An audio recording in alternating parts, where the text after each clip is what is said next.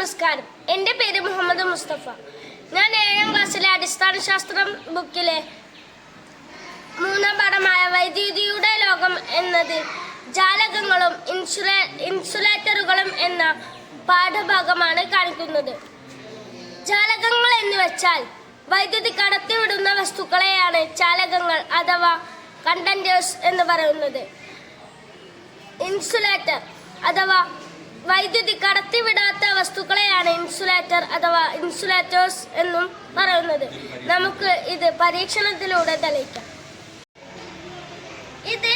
ഇത് നമ്മളുടെ കയ്യിലിരിക്കുന്നത് ഇപ്പോൾ ഒരു ആണിയാണ്. ഇത് നമുക്ക് സർക്യൂട്ട് ബോർഡിൽ വെച്ച് നോക്കാം.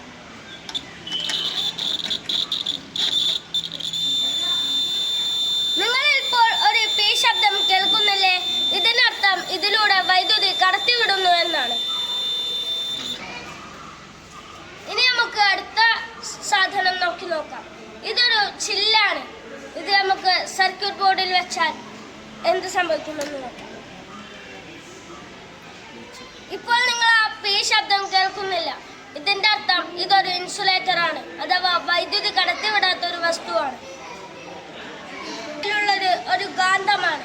ഇത് നമുക്ക് സർക്യൂട്ട് ബോർഡിൽ വെക്കാം.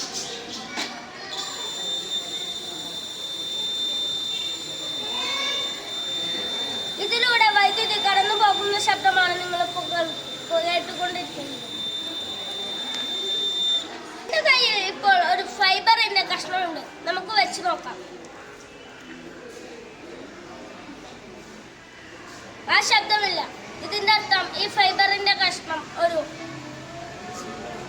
ഇൻസുലേറ്റർ ആണ്. എന്റെ അടുത്ത് ഇപ്പോൾ ഒരു ചൂരൽ കഷ്ണമാണ്. നമുക്ക് വയ്ക്കാം.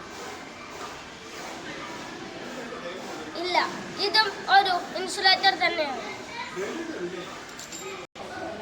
നമ്മളിപ്പോൾ ഈ പരീക്ഷണത്തിലൂടെ മനസ്സിലാക്കിയത് ചാലകങ്ങളും ഇൻസുലേറ്ററുകളും.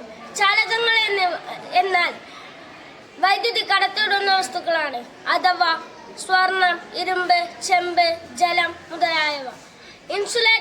ഇൻസുലേറ്ററുകൾ എന്ന് പറഞ്ഞാൽ വൈദ്യുതി കടത്തിവിടാത്ത വസ്തുക്കളാണ് അഥവാ ഹാർഡ്ബോർഡ്, പ്ലാസ്റ്റിക്, തുണി, മരക്കട്ട എന്നിവ. നന്ദി, നമസ്കാരം.